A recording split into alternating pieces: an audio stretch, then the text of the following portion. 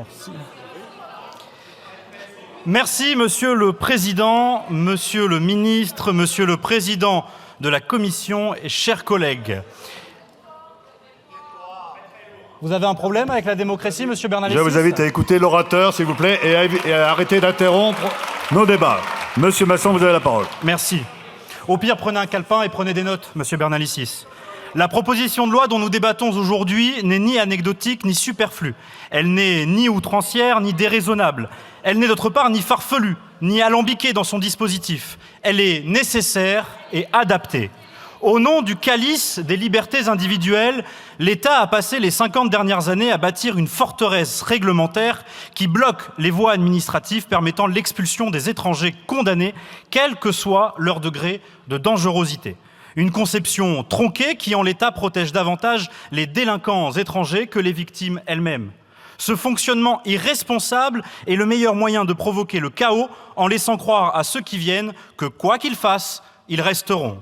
Or, chers collègues, ce que nous souhaitons, avec Marine Le Pen et le groupe Rassemblement National, c'est prendre le contre-pied de cette doxa et faire comprendre à ceux qui se voient offrir l'hospitalité française que leur présence sur notre sol n'est pas inconditionnelle.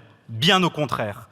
Leur maintien sur notre sol doit être soumis au respect de nos lois, sans quoi leur simple présence serait compromise. Cette faiblesse de l'État, couplée au laxisme de notre justice, alimente chez les délinquants étrangers un véritable sentiment de toute puissance. Pour couper immédiatement le sifflet à ceux qui feignent ne pas voir le lien entre insécurité et immigration, permettez-moi de vous donner quelques chiffres. 93% des vols et 63% des agressions sexuelles dans les transports d'Île-de-France sont le fait d'étrangers. À Nice, 54% de la délinquance de voie publique est le fait d'étrangers. Ils représentent aussi 82% des vols à la tire, 66% des vols avec violence et 3/4 du trafic de drogue dans le quartier de la 5e ville de France. À Cannes, ce chiffre est de 53% et à Marseille, 55%. Une preuve supplémentaire, s'il en fallait une, qu'insécurité et immigration sont inséparables. Inutile de vous dire que cette surreprésentation des étrangers dans les auteurs de délits se retrouve ipso facto dans nos prisons et dans nos tribunaux. C'est aussi vrai que nos prisons sont peuplées à hauteur de 25% des étrangers, soit à minima plus de 15 000 personnes. Face à ce constat chiffré et avéré, le groupe Rassemblement National, plus qu'aucun autre groupe, a l'intention d'en finir avec cette spirale de la violence étrangère. Ne comptant ni sur la dangerosité de l'extrême gauche, ni sur la lâcheté de la Macronie en la matière, c'est au groupe Rassemblement National de proposer du changement aux Français, qui sont 84% à souhaiter l'expulsion des criminels et délinquants étrangers. Nous souhaitons, avec le groupe Rassemblement National, rendre à la France un peu de bon sens dans la réponse de l'État face aux auteurs de délits et de crimes.